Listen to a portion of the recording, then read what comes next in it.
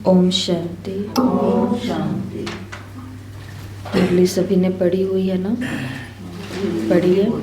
बड़ी बहुत थी, कोई बात नहीं, थोड़ी बड़ी है, कुछ छोटी आ जाएंगी, कुछ बड़ी आ जाएंगी। तो मुरली फिर से होली पर चली हुई है। 1 मार्च 1999 क्या कर रहे थे? 1 मार्च 1999 को 1999 को क्या कर रहे थे? मार्च के महीने में। पहले तो देखो उम्र कितनी थी उस समय, बच्चे कौन सी क्लास में थे माताओं के, उससे पता चल जाएगा कि आज के दिन क्या कर रहे थे। और उस दिन कौन धरती पर आया? भगवान धरती पर आया। और उस दिन होली थी। 1 मार्च 1999 होली का दिन है। होली के दिन पर बाबा बच्चों से मिलने के लिए आए हैं। और बाबा ने कहा होली मनाना अर्थात संपूर्ण पवित्र बनकर संस्कार मिलन मनाना। हम होली की तैयारियां कर रहे थे और बाबा होली पर संपूर्ण होली बनने का ज्ञान सुना करके चले गए। आज ही का वो दिन था। बाबा भी तैयारी कर रहे थे आने की, कि आज बच्चों से मिलने जाना है। तो कल हम सभी ने मुरली देखी थी। मुरली किस पर चली थी? सत्यता पर।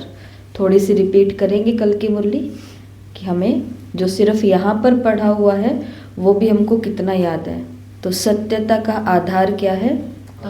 पवित्रता। और जब सत्यता का आधार पवित्रता बनती है और सत्यता जीवन में होती है तो उसकी निशानी बाबा ने क्या बताई? दिव्यता। किस किस में दिव्यता? संकल्प, बोल, कर्म, संबंध, संपर्क, इन सभी में दिव्यता दिखाई देगी। इसका मतलब सत्यता है। ये थी परख। और निशानी क्या थी सत्यता की? सच तो नच, कि वो आत्मा नाचती रहेगी। बाबा ने कहा भले कोई बात आ जाए, दिल शिकस्त हो गए हैं, मन उदास हो गया, तो बाबा ने स्थूल डांस करने के लिए भी कहा। जो लास्ट में बात की थी कि भले बाथरूम में भी जाकर, तो उससे भी थोड़े समय के लिए खुशी का अनुभव होता है। और फिर तीसरी बात क्या कही थी? सत्यता। जो जहाँ सत्यता होती है वहाँ पर सिद्ध करने की आवश्यकता नहीं होती। तो ना सिद्ध ना जिद, कुछ भी नहीं। और इन आत्माओं को जो इस लिस्ट की होती है, सत्यता की लिस्ट की, उस आत्मा के अंदर कौन सी शक्ति होनी चाहिए? सहन शक्ति। सहन शक्ति का मतलब 3 बातें: सहन करना, झुकना और हार मानना। बाबा ने कहा वो हार नहीं है, वो वास्तव में जीत है। ये कल की मुरली थी। और सत्यता की शक्ति बहुत बड़ी शक्ति है। जैसे हमारा ब्रह्मा कुमारी इसका 7 डे का कोर्स है। 7 डे के कोर्स के अंदर हम जब योग के पाठ पर उनको लेकर के जाते हैं लेसन पर, तो हम उनको बताते हैं कि राजयोग की ये सहज विधि है, राजयोग के ये स्तंभ हैं, 4 स्तंभ के बारे में उन्हें बताते हैं। फिर आगे जब कोर्स बढ़ता है तो हम सभी उन्हों को बताते हैं, जो नए लोग होते हैं, कि जब हम रोज राजयोग का अभ्यास करते हैं तो हमारे आत्मा के अंदर 8 शक्तियाँ सुषुप्त है, मर्ज है, तो वो क्या होने लग जाती है? इमर्ज होने लग जाती है। 8 शक्तियाँ। कौन कौन सी शक्तियाँ? तो सहन शक्ति, समाने की, सहयोग की, सामना करने की, संकीर्ण करने की, समेटने की, निर्णय की, परख की, और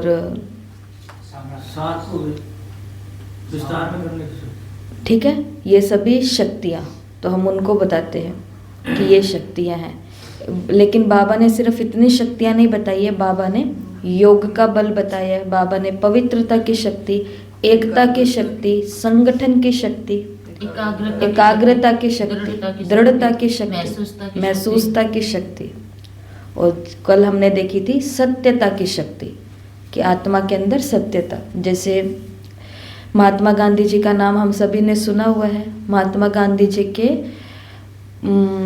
पोते, ग्रैंडसन डॉक्टर अरुण गांधी जी, जो साउथ अफ्रीका के अंदर अपना एक लेक्चर दे रहे थे, और उन्होंने लेक्चर के बीच में अपना एक निजी अनुभव सुनाया कि जब मैं 16 साल का था, उस समय मैं और मेरे पिताजी महात्मा गांधी जी के बेटे मणिराम गांधी और ये पोते डॉक्टर अरुण गांधी। तो ये बताते हैं कि जब मैं 16 साल का था तो साउथ अफ्रीका के जिस इलाके में हम रहते थे वो थोड़ा गांव का इलाका था। कोई भी चीज़ें या सामग्री हमें लानी होती थी तो थोड़ा दरबन की तरफ, शहर की तरफ जाना पड़ता था और वहाँ से जा कर के हम कोई भी सामान लेकर के आते थे। तो वो बताते हैं कि मैं तो 16 ही साल का था और युवा था, तो और क्योंकि हम रोज़ शहर भी नहीं जा सकते थे तो उस समय नया नया ये टॉकीज शुरू हुआ था, मूवी के अंदर बोलने चलने वाली ये सभी चीज़ें। तो कहते मेरे अंदर बहुत बहुत इच्छा थी कि मैं भी जाऊं शहर की तरफ और वहाँ पर जा कर के ये मूवी देख कर के आऊँ, परंतु शहर की तरफ कोई जाएगा तो जाएंगे ना। तो एक बारी उनके पिताजी डॉक्टर मणिराम गांधी जी की कोई मीटिंग होती है उस शहर के अंदर और वो साथ में इनको भी लेकर के जाते हैं, छुट्टी का दिन है और माता जी है वो एक लिस्ट बना करके देती है कि शहर से आते हुए क्या क्या सामान लेकर के आना है घर का। तो लिस्ट इनके पास में है। पिताजी अपने जहाँ मीटिंग है उस स्थान पर पहुँच गए और उन्होंने बाद में डॉक्टर अरुण गांधी को कहा कि मेरे को मीटिंग से 5 बजे ले लेना, 5 बजे मुझे मीटिंग से ले लेना और बीच में जो माता जी ने सामान कहा है वो ले लेना, साथ में गाड़ी की थोड़ी सी रिपेयरिंग करानी है तो मैकेनिक के पास जा कर के गाड़ी को भी दिखाना, 5 बजे तक पहुंच जाना। वो कहते कि हाँ ठीक है। तो माता जी ने जो सामान बोला है वो भी ले लिया, टाइम तो बचा ना फिर भी। तो उस समय उनके दिमाग में सोच करके आए थे कि मैं जाऊंगा तो और अकेला भी होऊंगा तो मैं मूवी तो ज़रूर देख करके आऊँगा। तो वो थिएटर में चले जाते हैं, टिकट लेते हैं और मूवी देखने के बैठ जाते हैं। उस समय कोई एक नया एक्टर आया था बॉलीवुड, उधर हॉलीवुड का, विदेश का, तो उसकी मूवी लगी है। मूवी देखते देखते वो इतने मस्त हो गए कि कब 6 बज गए उन्हें पता ही नहीं चला। 6 बज गए तो पता नहीं चला। फिर जल्दी जल्दी से वो गए पिताजी की तरफ गाड़ी को लेकर के, पहले तो गाड़ी को लिया, गाड़ी को लेकर के पापा की तरफ गए। तो वहाँ पर जाकर के उनके फादर ने उनसे पूछा कि तुम लेट कैसे हो गए, 9 बजे तक पहुँचे अपने पिताजी के पास, तो तुम लेट कैसे हो गए। तो उन्होंने वहाँ पर डॉक्टर अरुण गांधी जी कहते कि मैंने वहाँ पर झूठ बोला, मैंने ये नहीं बोला कि मैं मूवी देखने में मस्त हो गया था और मैं भूल गया था। तो कहते मैंने बोला कि उसने गाड़ी को रिपेयर नहीं किया था तो मुझे टाइम लग गया था। और अरुण गांधी बताते हैं कि मुझे ये नहीं पता था कि पिताजी ने पहले ही उधर फ़ोन करके पूछ लिया है गाड़ी वाले को कि गाड़ी तैयार हो जाए इतने समय तक, क्योंकि मेरा बेटा आएगा और वो गाड़ी को लेकर के जाएगा। तो उन्होंने तो बोल दिया था कि गाड़ी तो कब से तैयार है, परंतु अभी तक भी कोई नहीं आया, अभी तक भी कोई नहीं आया, अभी तक भी कोई नहीं आया। तो डॉक्टर अरुण गांधी जी बताते हैं कि मुझे तो पता नहीं था कि उनको पता चल गया, लेकिन एक दिन अचानक से पिताजी ने बोला कि तुम उस दिन क्यों नहीं आए। तो उन्होंने बोला क्योंकि गाड़ी रिपेयर नहीं हुई थी इसलिए नहीं आया। उन्होंने बोला कि आज एक काम करना है, आज 18 किलोमीटर दूर तक मैं पैदल पैदल जाऊंगा और तुम मेरे पीछे पीछे गाड़ी लेकर के आना। तो उन्हों को लगा कि ऐसा क्यों। तो पिताजी ने बोला कि शायद मेरी शिक्षाओं में कोई कमी रह गई है जो तुम्हें मेरे आगे झूठ बोलना पड़ा। तुम सच भी बोल सकते थे कि मैं फिल्म देखने के लिए गया था, लेकिन तुमने झूठ बोला, तुम्हें झूठ बोलना पड़ा। तो कमी किसके अंदर है, मेरी ही कोई शिक्षा के अंदर कमी रह गई है, इसलिए मैं खुद को पनिशमेंट दे रहा हूँ कि 18 किलोमीटर मैं पैदल पैदल चलूँगा और तुम पीछे पीछे आओगी गाड़ी में। फिर वो अपना अनुभव बताते हैं कि 18 किलोमीटर पूरा करने में 4-5 घंटे लगे थे। 4-5 घंटे तक पिताजी पैदल पैदल चल रहे हैं कच्चे रास्ते से और मैं गाड़ी लेकर के उनके पीछे पीछे चल रहा हूँ। वो 4-5 घंटे के अंदर जब मैं पिताजी से मिला बाद में बाहर निकल करके, मैंने उसी दिन कसम खा ली थी कि आज के बाद कभी भी झूठ नहीं बोलूँगा, क्योंकि पिताजी ने खुद को सजा दी। तो मुरली आज होली के ऊपर है, होलीएस्ट और हाईएस्ट। कल भी हमने बाबा की मुरली के अंदर देखा ना कि जो कल की साकार मुरली थी कि बदला नहीं, या कल की अव्यक्त मुरली थी कि बदला लेते हैं, बदला नहीं लेना, क्या करना खुद को ही बदलना है। तो वो भी कितनी हाई स्टेज होती है कि बाकी माता पिता की तरह उन्होंने अपना रोल नहीं किया। बाकी माता पिता तो पिटाई कर सकते थे, आंख दिखा सकते हैं, कोई और सजा दे सकते हैं, घर से बाहर निकलना बंद कर सकते हैं, अगली बारी तुम्हारे हाथ में गाड़ी नहीं दूंगा ये कह सकते हैं, अगली बारी तुम्हें कभी शहर ही नहीं लेकर के जाऊंगा ये कह सकते हैं। परंतु इनके सिखाने का तरीका अलग था। खुद को सजा दी कि कमी मेरे अंदर ही कोई है। तो ये उन्होंने सभी यूथ के आगे अपना लेक्चर दिया था 4 जून सन को। कोई बाबा ने भी मुरली की शुरुआत में कहा है कि तुम होलीएस्ट और हाईएस्ट बच्चे हो। और मुरली जब शुरू होती है तो बाबा फिर से हमें अपने 5 स्वरूपों का, या जो हमारे दिव्य स्वरूप है उसका अनुभव हमें कराते हैं कि तुम हाईएस्ट और होलीएस्ट क्यों हो। क्योंकि जब तुम ऊंचे ते ऊंचे बाप के साथ हो तो भी हाईएस्ट अवस्था में हो, और उस समय होलीएस्ट हो। ऊंचे ते ऊंचे बाप के बच्चे हैं। सारे कल्प में चक्कर लगा करके देखो तो सबसे ऊंचे मर्तबे वाले कोई और नजर आते हैं आपके अलावा। पूरे कल्प में चक्कर लगाओ तो बाबा खुद ही लगवा रहे हैं।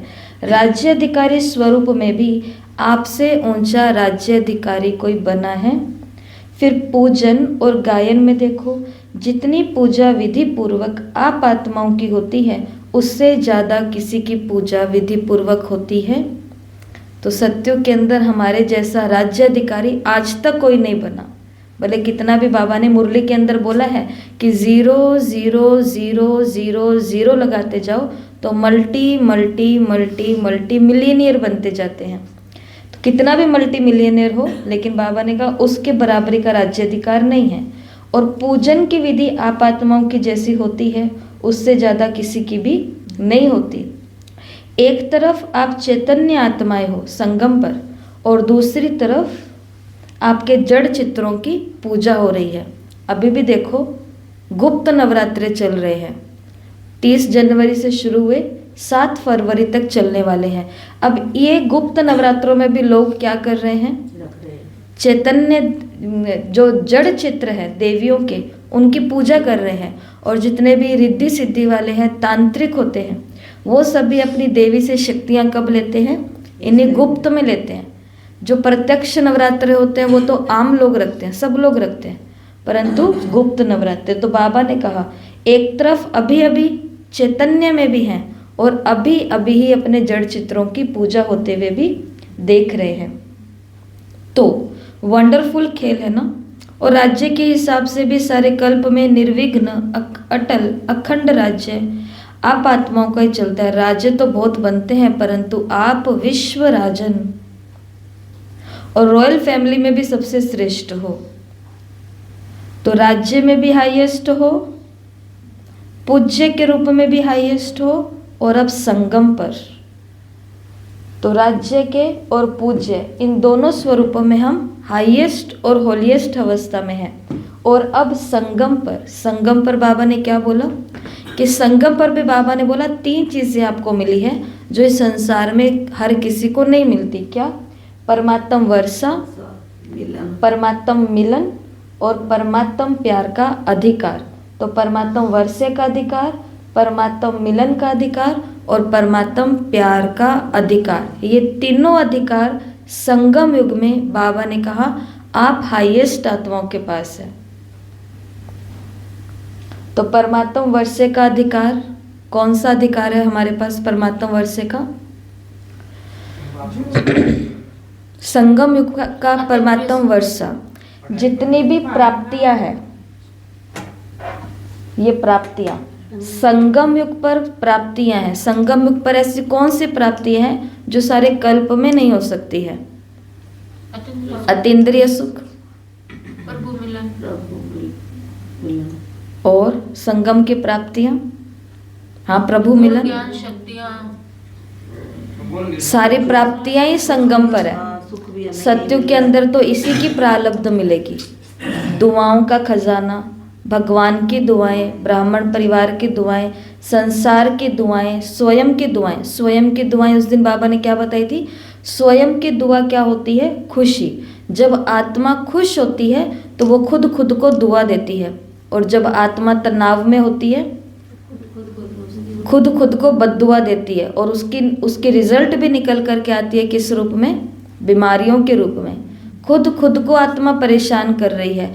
किसी की ग्रोथ हो रही है और इधर जल रहे हैं, किसी को सुख मिल रहा है और इधर दुख हो रहा है, किसी ने एक शब्द बोल करके निकल गया और उनको पता ही नहीं है कि वो क्या बोल करके गए और खुद को कोसते जा रहे हैं, दिल शिकस्त करते जा रहे हैं।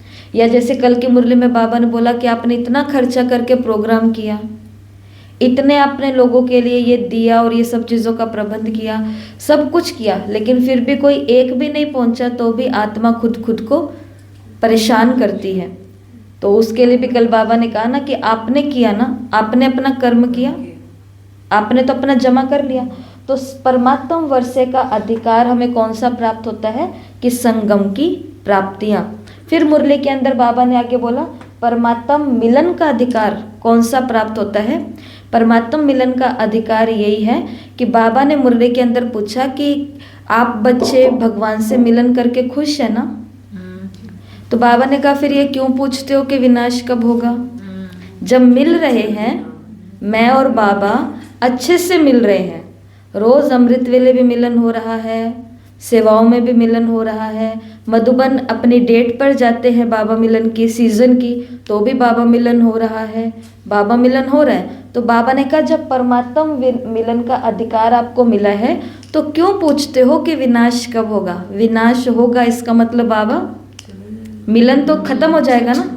ये प्रभु मिलन कब तक हो रहा है, जब तक बाबा ने कहा आप अपने अपनी सीट पर नहीं सेट हो जाते। मुरली के अंदर ही बोला है जिस दिन बाबा ने कहा आप अपनी सीट पर सेट हो गए, सारे के सारे इंतजाम आपने कर लिए, उसके बाद बाबा ने कहा ये तो मिलन का अधिकार खत्म। और ये अधिकार भी पूरे विश्व को नहीं मिल रहा है, ये भी कुछ ही आत्माएं हैं भाग्यशाली, बाबा के बच्चे हैं। और बाबा के बच्चों में भी क्या सब प्रभु मिलन का आनंद, परमात्मा मिलन तो हर दिन हो रहा है। और परमात्मा मिलन के अंदर भी अगर हमको नहीं अनुभव हो रहा तो इसके लिए पूछते हैं कि बाबा विनाश कब होगा। और तीसरी बात बाबा ने कही परमात्मा प्यार का अधिकार भी हमें ही प्राप्त होता है संगम पर। परमात्मा प्यार का अधिकार बाबा ने मुरली में क्या बताया कि अकेले अकेले क्यों रहते हो, कंबाइंड रूप में रहो, सेवा करते हो तो भी बाबा के साथ। बाबा ने कहा भले सेवा में आते हैं तो थोड़ी देर के लिए मर्ज हो जाता है, लेकिन बाबा ने कहा मर्ज रूप में बाबा को याद नहीं रखना, इमर्ज रूप में बाबा को याद रखना। मर्ज रूप में बाबा को याद रखने का मतलब कि बाबा तो साथ ही है, लेकिन जब कर्म में आते हैं तो बाबा थोड़ा सा गायब हो जाता है, कर्म की रिजल्ट आती है तो फिर से बाबा याद आ जाता है। तो बाबा ने कहा मर्ज में नहीं इमर्ज में रखो। और यहाँ पर बाबा ने किसका उदाहरण दिया कंबाइंड रूप में, जो कंबाइंड रूप में रहता है उनका यादगार बाबा ने बोला कि जैसे आग लगी तो बिल्ली के पुंगरे बच गए थे ना। यही कहानी है ना कि वो कुम्हार के मटके के अंदर बिल्ली के बच्चे रह गए थे और सबको आग लग गई, परंतु जब देखा गया तो उन पुंगरों को आग नहीं लगी। तो बाबा ने कहा ये भी कौन होते हैं जो परमात्म प्यार के अधिकार के साथ अकेले नहीं लेकिन बाबा के साथ में कंबाइंड रहते हैं। बाप दादा कहते हैं जहाँ भी होंगे याद में होंगे, बाप के साथ में होंगे, साकार में या आकार में साथ होंगे तो कुछ होगा ही नहीं। साकार में कहानी सुनाई है ना कि बिल्ली के पुंगरे भट्टी में होते हुए भी सेफ रहे या जल गए, सेफ रहे ना। तो आप परमात्म बच्चे जो साथ होंगे वही सेफ रहेंगे। अगर और कहाँ बुद्धि होगी तो कुछ सेक लगेगा, कुछ ना कुछ प्रभाव होगा। साथ में कंबाइंड होंगे, एक सेकंड भी अकेले नहीं होंगे तो सेफ रहेंगे, एक सेकंड भी अकेले नहीं होंगे तो सेफ रहेंगे। और बाबा ने कहा अकेले हो गए तो कुछ ना कुछ सेक लगेगा, कुछ ना कुछ प्रभाव आएगा। कभी कभी कामकाज या सेवा में अकेले अनुभव करते हो, काम घर का बहुत सारा काम है ना। जैसे कल बाबा ने कहा ब्राह्मणों का ड्यूटी, कर्तव्य और धंधा आजीविका के लिए, तो बाबा ने कहा इस कामकाज के अंदर अकेला खुद को अनुभव करते हो या बाबा को साथ में। क्या करें, अकेले है ना, बहुत काम है इसलिए थक जाते हैं। तब तो सही गाली बात है, बजाते हैं। थकान हुए और आंखों में रोना आ जाए और ये थके तो मतलब बाबा को साथ नहीं रखा। बाबा को साथ में नहीं रखा।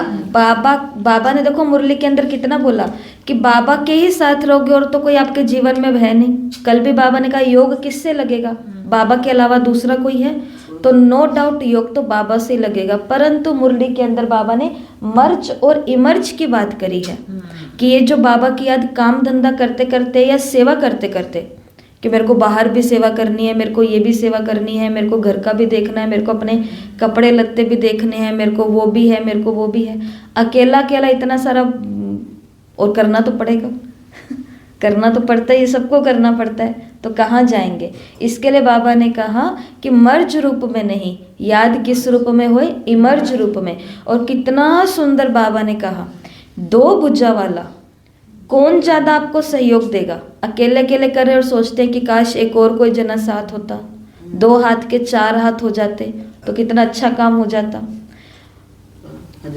वो उसके अंदर भी कोई डाउट नहीं कि 2 के 4 हाथ होते हैं तो 2 घंटे का काम 1 घंटे में हो सकता है। और कभी कभी उल्टा भी हो जाता है कि 4 हाथ होते हैं तो 2 घंटे का काम 4 घंटे में भी होता है, क्योंकि बीच में बातें शुरू हो जाती हैं, बीच में चाय नाश्ते शुरू हो जाते हैं, बीच में कुछ कुछ शुरू हो जाते हैं। मुरली के अंदर बाबा ने कहा, सभी को ध्यान से सुनिए ये बात, कि 2 भुजा वाला ज़्यादा सहयोग करेगा या 1000 भुजा वाला ज़्यादा सहयोग करेगा? 1000 भुजा वाला ही करेगा ना। तो 1000 भुजा वाले को साथी क्यों नहीं बनाते हो?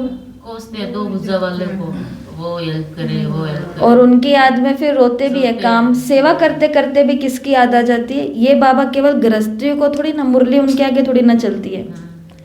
मुरली तो उस समय किसके आगे चल रही होती है? ब्राह्मणों के आगे। वो भी जो बीके, जो दीदियाँ जो होते हैं बड़े अच्छे खासे। बाबा तो अब परिवार के परिवार मधुबन में इतने पहुंचते हैं। पहले तो पार्टी ग्रुप कितना कितना होता था, छोटा छोटा सा तो होता था, है ना, उसमें भी बहनें जाती थी और ये सब चीज़ें। तो बाबा ये बात सबको बोल रहे हैं, तो बाप को साथी क्यों नहीं बनाते हो? 2 भुजा वाले को साथी बना देते, 1000 भुजा वाले को साथी क्यों नहीं बनाते हो? कितना सुंदर बाबा ने कहा। और 1000 भुजा वाले को साथी बनाएंगे, उसको अपने स्थूल हाथ तो नहीं है, लेकिन बाबा के साथ जब अनुभव करते हैं तो हम सभी ने ये अनुभव किया है कि शरीर में कहाँ से शक्ति आती है पता नहीं चलता। बिल्कुल। ये शक्ति कहाँ से आती है जो सब कुछ हो जाता है और हमें पता भी नहीं चलता। तो वो भगवान के हाथ यही है कि आत्मा के अंदर क्या आ जाता है? शक्ति आ बल आ जाता है। इसलिए महात्मा गांधी जी ने बोला ना कि मैंने मेरे देश के अंदर 90 साल के युवा भी देखे हैं और 19 साल के बुजुर्ग भी देखे हैं। तो वो सारी शक्ति कहाँ की है? यहाँ की है। आत्मा की शक्ति के साथ अगर परमात्म शक्ति मिल जाए तो कहने क्या, फिर तो कुछ और ही चीज़ें हो जाती हैं। तो होलीएस्ट हाईएस्ट तीनों अवस्थाएं बाबा ने बता दी। सत्युग के अंदर राज्याधिकार मिला है, राज्य सिंहासन विश्व राजन बने हैं।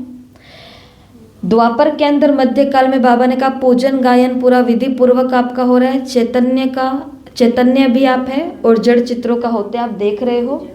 फिर संगम युग का बाबा ने बताया, संगम युग में भी क्या मिला है? परमात्म वर्ष्य के अधिकार, परमात्म मिलन का अधिकार, परमात्म प्यार का अधिकार। उसमें भी क्या है? प्राप्तियां हैं।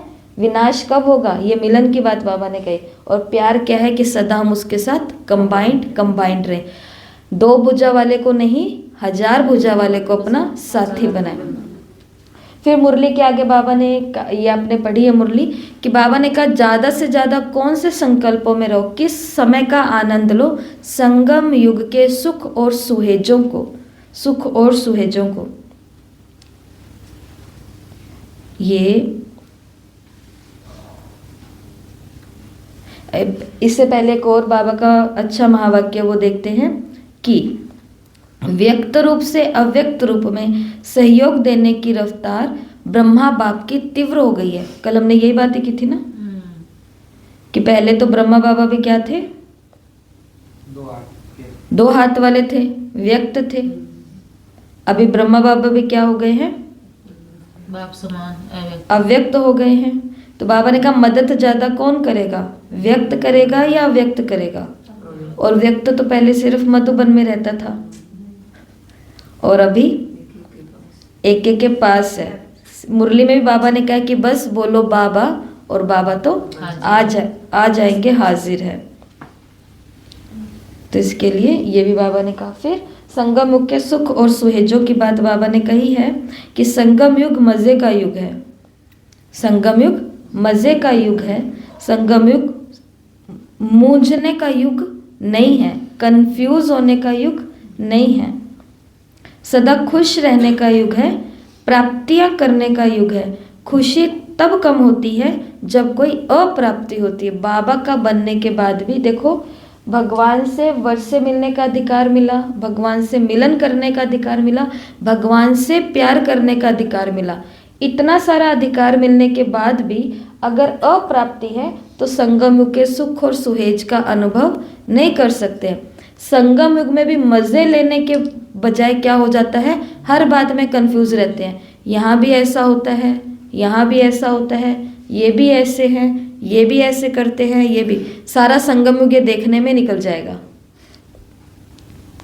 और वो तो होगा, उस दुनिया से उठ के इसी दुनिया में तो पहुंचे हैं। अभी कौन सा सबने परिवर्तन कर लिया है, तो मूंझने वाली सारी कंडीशन बनेगी। 2 दिन पहले की मुरली में बाबा ने बोला कि माया की मुरली जो उस दिन हमने देखी थी, माया के स्वरूप जो देखे थे, उसी मुरली के अंदर था। बाबा ने कहा अभी तक तो माया आई कहाँ पर है, माया अभी बहुत विकराल रूप में आने वाली है ब्राह्मणों के पास। अभी तो माया किस रूप में आती है, कभी कभी सेवा का मन नहीं करता, कभी कभी सोच लो मुरली में आलस अलबेलापन आ रहा है, कभी कभी थोड़ा सा संग का प्रभाव लगते लगते मुंह से कुछ निंदा गलानी की बातें निकल जाती है। अभी तो ये वाली माया आ रही है, यही है माया। बाबा ने कहा माया का विकराल रूप तो अभी ब्राह्मणों के पास आया ही नहीं है, और उसके अंदर अगर मूंझते रहेंगे तो संगम के सुख और सुहेज कब अनुभव करेंगे। तो जब ये भट्टियाँ शुरू हुई थी, आपको याद होगा, भट्टियाँ शुरू होने के समय आपको एक बात कही गई थी कि क्योंकि ये 20-25 1 महीने वाला काम तो हमने लिया नहीं है हाथ में, ये तो वो है जो अव्यक्त मुरलियाँ पूरी चलनी है 2017 तक। 1 साल भी लग सकता है, 2 साल भी लग सकता है, क्योंकि माताएं अब मुरलियाँ कर रही है तो उनकी सुविधा के लिए अब 1-1 मुरली को लिया जा रहा है। तो हो सकता है 2.5 साल भी लग जाए, क्योंकि 3 साल तो लगेंगे, लेकिन ठीक है, बहुत सारी 2 साल की और इस साल की भी काफ़ी मुरली हमने वो खींच करके, जैसा भाई जी ने कराई उस रीति से हमने कराई है, परंतु अब हम 1-1 मुरली ले रहे हैं। तो उस समय आपको ये बात कही गई थी कि जब तक ये मुरलियाँ चल रही है, माना अव्यक्त पढ़ाई हम शुरू कर रहे हैं, तो जितने भी परिस्थितियाँ हैं शरीर की, परिवार की और इस अलौकिक परिवार की या वायुमंडल की, और ये सभी पेपर आएंगे, पेपर सारे एक तरफ रहेंगे, शादी मुरादी फंक्शन सारे एक तरफ रहेंगे, लेकिन मेरी पढ़ाई अव्यक्त मुरलियों की एक तरफ रहेगी। इसका प्रभाव इसके ऊपर नहीं पड़ना चाहिए। कुछ समय निकाल करके फिर भी हमको इस पढ़ाई को रोज़ के रोज़ अपना अटेंशन देना है। ये बात करी थी कि नहीं करी थी? यही तो है बस। संगम युग के सुख सुहेज का मतलब यही है कि दुनिया में बहुत सारी बातें चल रही हैं और चलेंगी। ब्राह्मण परिवार में बहुत सारी बातें चलती आई हैं।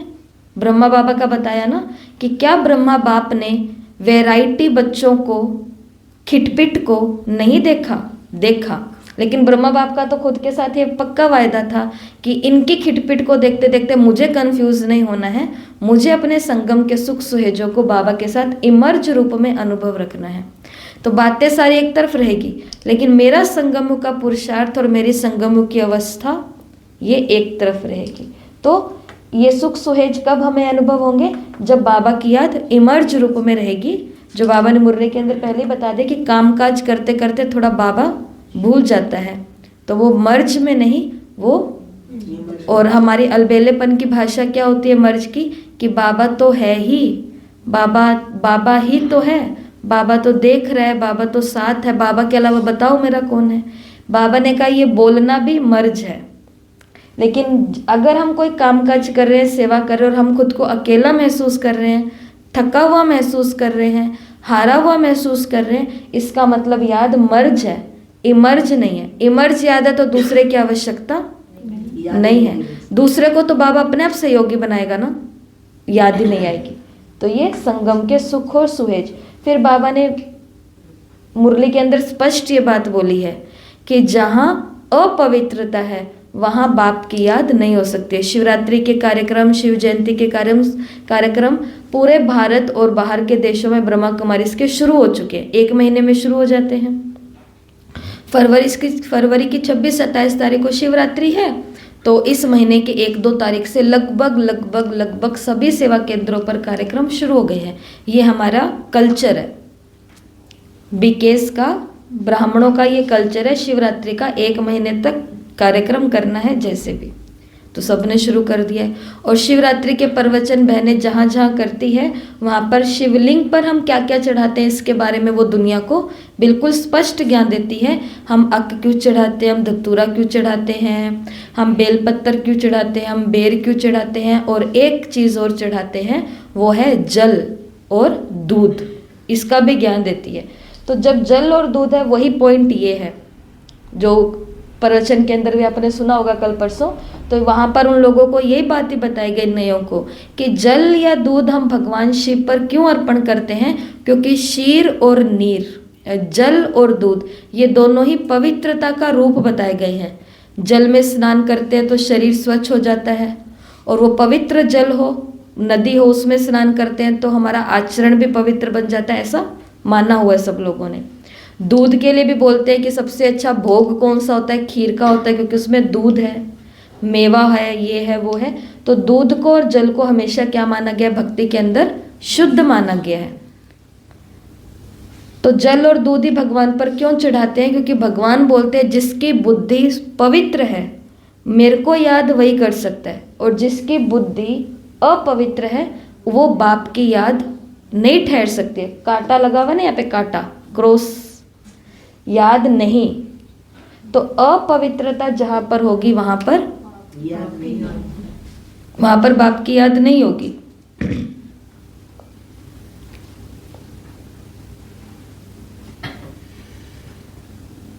तो बाप की याद कहां पर होगी, पवित्रता होगी, जहां पवित्रता होगी। और पवित्रता का मतलब संकल्प बोलकर कल की मुरली बहुत अच्छी थी। जहाँ झूठ नहीं है, जहाँ धोखा नहीं है, जहाँ छल कपट नहीं है, एक बात इसके अंदर रामचरितमानस के अंदर भी आता है, और इसमें जहाँ ये गीता जिसके 18 अध्याय बताए गए हैं, रामचरितमानस के अंदर तो बहुत स्पष्ट आता है कि मुझे ये भाते नहीं है। कौन नहीं भाते, जो छल कपट करते हैं, वो भगवान को भाते नहीं है, अच्छे नहीं लगते, उसको थोड़े थोड़े अटपटे से लगते हैं। तो ये पवित्रता है, जिसका हृदय शुद्ध है। तो इसलिए उधर बोला गया ना कि तुलसीदास चंदन घिसे तिलक करे रघुबीर। तुलसीदास कौन है, तो वो आत्मा जिसका हृदय बिल्कुल शुद्ध हो गया है, पवित्र हो गया है, परिवर्तित हो गया है।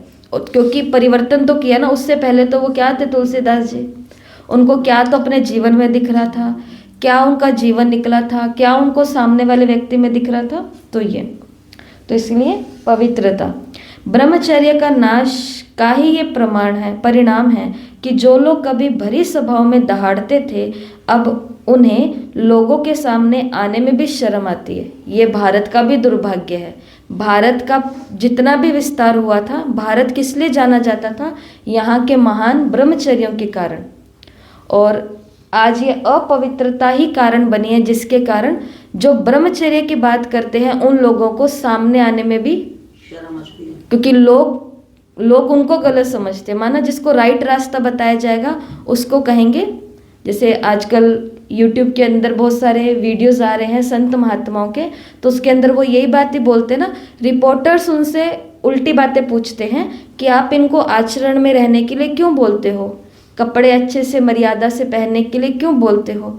तो आगे से वो लोग जो अच्छा काम भारत के लिए कर रहे हैं उन लोगों को वो लोग आगे से क्या बोलते हैं, उत्तर के अंदर कहते कि आज हम लोग आपको सही कपड़े पहनने का उपदेश दे रहे हैं तो हम लोग आपको बुरे लग रहे हैं, लेकिन जो पूरा का पूरा समाज है वो सबको ऐसे कपड़े पहनने के लिए उत्साहित कर रहा है, उनको कोई भी बुरा, उनको तो सपोर्ट करे। और वो कभी कभी माता पिता भी होते हैं, वो कभी कभी माता पिता खुद भी होते हैं कि समय के अनुसार रहो, टाइम के अनुसार रहो, कल्चर के हिसाब से रहो, ऐसा।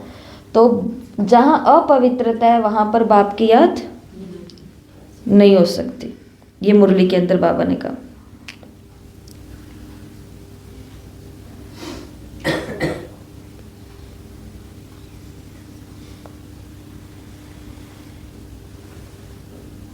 इंतजार नहीं करना, इंतजाम करना है। बच्चे किस चीज का इंतजार कर रहे हैं?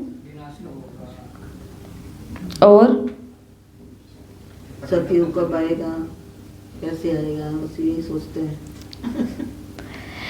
इंतजार बाबा ने कहा किस चीज का करते हैं कि ये भाई परिवर्तन कब होगा, कब ये सब चीजें बदलेंगी। बाबा ने कहा अभी नहीं बदलना, और बाबा ने कहा ये इंतजाम भी कौन करेगा, वो आप ही करोगे। बाबा ने कहा रुका हुआ है कार्य, किसके कारण? आपके कारण। जिस दिन बाबा ने कहा आप एक रस अवस्था में हो जाएंगे, अपनी सीट पर सेट हो जाएंगे, बाबा ने कहा उस दिन डेट भी फाइनल हो जाएगी। तो इंतजार नहीं करना, इंतजाम करना है। और उसके लिए बाबा ने एक शब्द यूज किया, बहुत काल। इंतजाम कौन सी आत्माएं कर सकती हैं? जो बहुत काल का पुरुषार्थ करती हैं। उसी बहुत काल के पुरुषार्थ के आधार पर उनको बहुत काल का विश्व राज्य मिलता है। बहुत काल का पुरुषार्थ। बाबा ने कहा अल्प काल का पुरुषार्थ करेंगे, कभी कभी का पुरुषार्थ करेंगे तो गद्दी भी बाबा ने कहा कौन सी मिलेगी? कभी कभी वाली मिलेगी। और बहुत काल का पुरुषार्थ कर रहे हैं तो उसका भाग्य भी बहुत काल का मिलेगा। यही चीज संगम युग के ऊपर अप्लाई होती है। बहुत काल का पुरुषार्थ है तो बाप के साथ का प्यार का मिलन का अनुभव बहुत काल रहता है। और मुरली के आगे चल कर के बाबा ने बोला कि ये मैंने तुमको शुरू में स्लोगन दे दिया है, कौन सा? पवित्र बनो, योगी बनो। पवित्र बनो, योगी बनो। यही मुरली है। विशेष बात है बाबा ने मुरली के अंदर यही कही है। और बाबा ने माया को भी याद किया मुरली के अंदर कि माया के साथ बस अभी तुम्हारा थोड़ा युद्ध है, बाकी वो तुम्हारा पीछा नहीं छोड़ रही है। उसको तुम बहुत प्यारे लगते हो। क्यों? क्योंकि मुरली के अंदर बाबा ने कहा क्योंकि 63 जन्म का प्यार है, पुराना प्यार है, एकदम क्या छोड़ दे, वो नहीं छोड़ेगी बेचारी। उसके हम बहुत प्यारे हैं। और उसके हम प्यारे क्यों हैं? किसी का व्यक्ति प्यारा क्यों बनता है? उसका कार्य, क्योंकि उसका काम अच्छे से करते हैं। आप किसी का भी काम बहुत अच्छे से करो, आप ऑटोमेटिक उसके क्या बन जाएंगे? प्यारे बन जाएंगे। माया के हम इतने प्यारे दुलारे क्यों हैं? क्योंकि उसके सारे काम, सारे प्रोजेक्ट हमने ही पूरे किए हैं।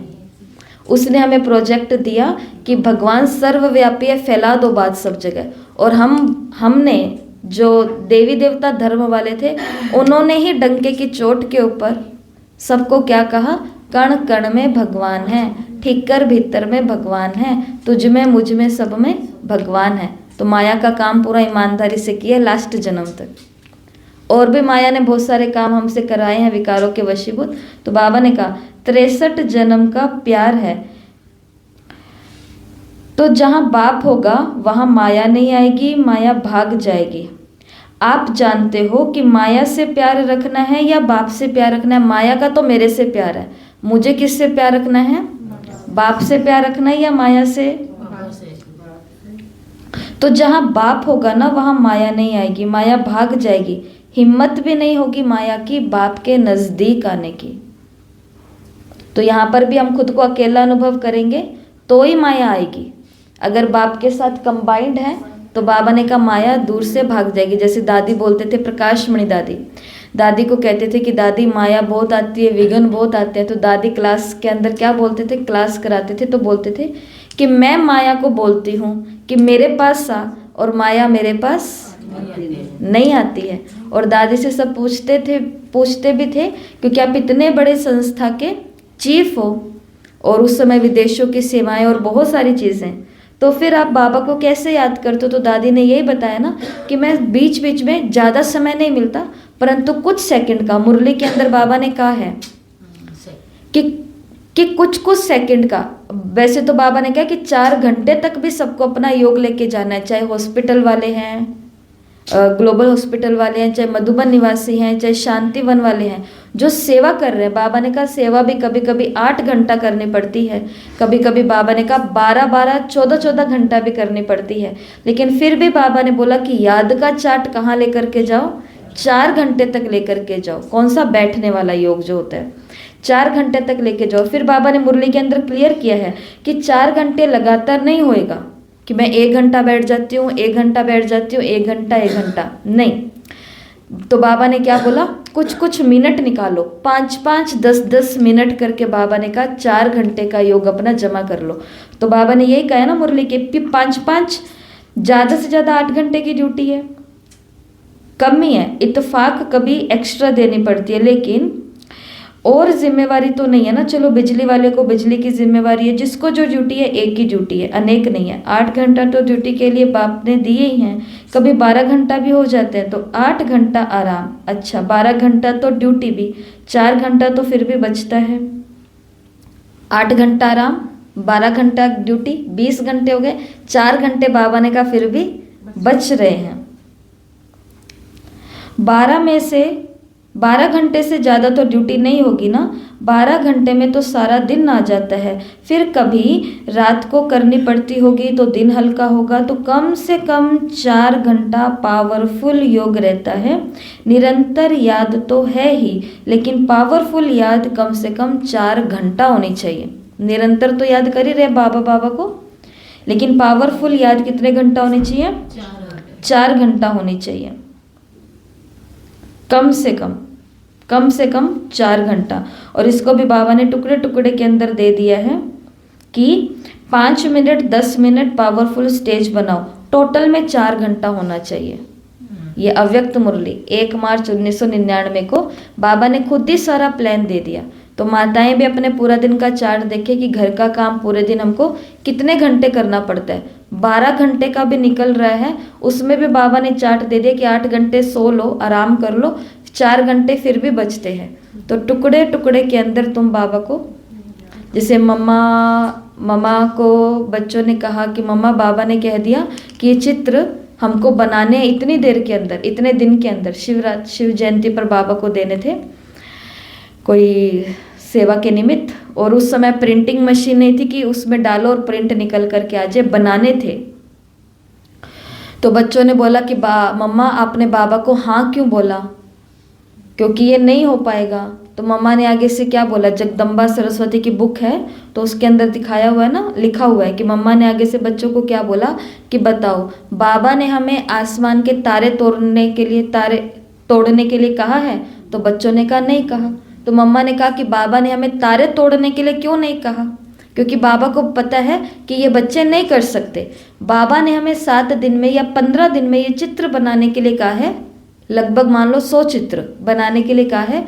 तो बाबा ने ये क्यों कहा है? क्योंकि बाबा को पता है कि बच्चे ये मिल करके कर लेंगे। तो बाबा ने अगर 4 घंटा सबको पावरफुल योग के लिए कहा है, इसका मतलब ये टाइम हम निकाल सकते हैं, वरना बाबा कहते ही क्यों? तो बाबा भी बच्चों की अवस्था को देख करके कहते हैं। बाप दादा खुश हैं, हिम्मत अच्छी कर रहे हैं।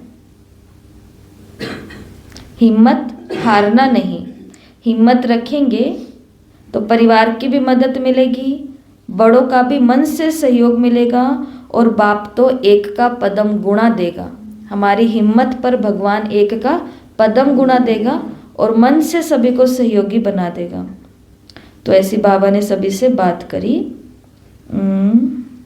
15-15 दिन का चार्ट निकालो बाबा ने कहा। तो ये हो गई है मुरली पूरी। और लास्ट में मुरली में बाबा ने चांसलर बनने के लिए कहा कि कोई ये नहीं कहे कि मुझे तो सेवा मिलती नहीं है, मुझे तो कोई चांस नहीं देता। बाबा ने मुरली के अंदर स्पष्ट बोला है, ये नहीं सोचो कि कोई आगे से आकर के बोलेगा कि आप ये सेवा करो। मुरली पढ़ी है ना सभी ने? बाबा ने स्पष्ट ये बात बोली है कि यहाँ पर चांस कोई देगा नहीं सामने आकर के। थाली के अंदर माल गर्मा गर्म तैयार नहीं मिलने वाला है, किसी को भी नहीं मिलता। आज कितने भी होकर के गए हैं और कितने भी दीदियाँ भाई जिज्ञासु बाबा के जो कार्य कर रहे हैं सेवाओं के निमित्त, उनको कोई भी सेवा मिली नहीं है। उन्होंने चांसलर बन के सेवाएं ली है, अपनी योग्यताओं के अनुसार से, बाबा के साथ में योग के अनुसार से। तो बाबा ने मुरली के अंदर बोला है कि चांसलर किसको बोला जाता है? जो चांस लेता है। बाकी चांस मिलेगा नहीं, ये कोई नहीं सोचे कभी भी कि हमें कहेंगे तो हम कुछ करें। बाबा ने कहा इसको चांसलर कहते ही नहीं है। दुनिया के अंदर कहावत है, जो बिना कहे करे वो सो देवता, जो कहने पर करे वो मनुष्य, और जो कहने पर भी ना करे डैश डैश डैश। तो जो बिना कहे करे का मतलब है जो ये चांसलर, जो ओटे सो अर्जुन। ओटे का मतलब जो पहला मौका ले ले वही अर्जुन है। यहाँ पर मुरली पूरी होती है। एक बारी मुरली को रिपीट कर लेते हैं। बाबा ने हाईएस्ट और होलीएस्ट बच्चों को देखा, 3 रूपों में देखा। कहाँ कहाँ देखा? विश्व राजन के रूप में देखा। फिर बाद में बाबा ने पूज्य रूप में देखा कि तुम्हारे जैसा गायन और पूजन विधि पूर्वक किसी का भी नहीं हो रहा है, जिसके लिए हमने ये अभी इधर बात कर ली है कि इधर आप चैतन्य में भी हो और उधर आपके जड़ चित्रों की आज पूजा भी हो रही है। फिर तीसरा बाबा ने संगम का देखा। संगम में क्या देखा बाबा ने? कि संगम का आपको परमात्म वर्षे का अधिकार मिला है, इतने हम हाईएस्ट हैं। संगम पर आपको परमात्म मिलन का अधिकार मिला है, संगम पर आपको परमात्म वर्षे का अधिकार मिला है, तो परमात्म प्यार का अधिकार मिला। तो परमात्म वर्षे का अधिकार क्या होता है? संगम की प्राप्तियाँ। परमात्म मिलन का अधिकार क्या होता है? कि कभी ये मत पूछना बाबा से कि बाबा विनाश, मतलब बाबा से दूर होना चाहते हो ना, इसका मतलब ये है, बाबा ने मुरली में बोला। और परमात्म अधिकार का मतलब कि अकेले अकेले क्यों करते हो? 2 भुजा वाले का इंतजार क्यों करते हो जब बाप तुम्हारा 1000 भुजा वाला है? 2 भुजा वाला ज़्यादा सहयोग देगा या? तो बाबा ने कहा फिर अकेले होते हो तभी थकते हो, अकेले होते हो तभी दिल शिकस्त होते हो, अकेले होते हो तभी मूंझ जाते हो।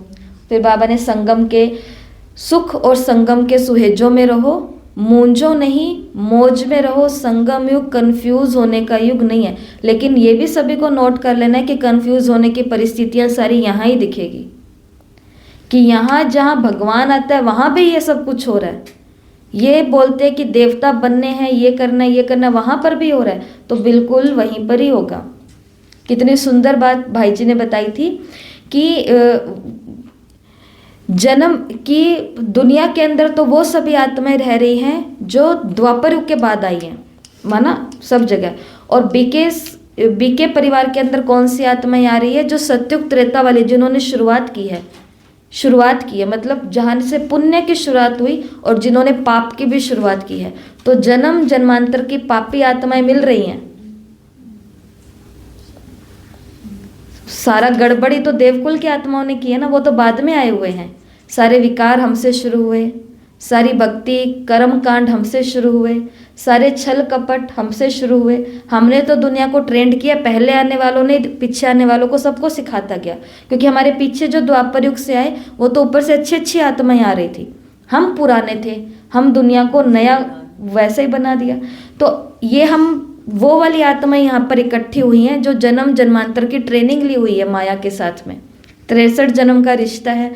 अब इतने सारे लोग जब एक साथ में मिलते हैं, कुछ हैं जो बहुत काल का पुरुषार्थ करके अपना इंतज़ाम कर रहे हैं, और इसी परिवार के अंदर बहुत है जो पुरुषार्थ पर ध्यान नहीं दे रहे हैं, जो एक दूसरे के ऊपर ध्यान दे रहे हैं। उनको तो खुशी होती है कि हमको इतने सारे लोग मिल गए, हमारा काम हो रहा है। कहाँ पहले इधर उधर जाना पड़ता था, कहाँ अब अंदर ही अंदर सारी चीज़ें हो जाती है, सहयोग मिल जाता है।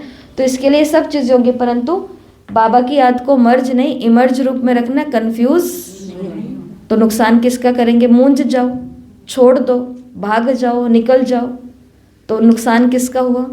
अपना खुद का ही होगा। देखो बाबा की मुरली के अंदर आया हुआ है, शायद इसी मुरली के अंदर आया हुआ है या किसी मुरली के अंदर तो आया हुआ है, व्यक्त मुरली के अंदर। बाबा ने मुरली के अंदर बोला है कि यहाँ से चले गए ना, तो और बाबा ने कहा यहाँ से चले गए तो यहाँ का ज्ञान इतना ज़बरदस्त लिया हुआ है कि कुछ दिन तो वहाँ पर बहुत अच्छे लगेंगे।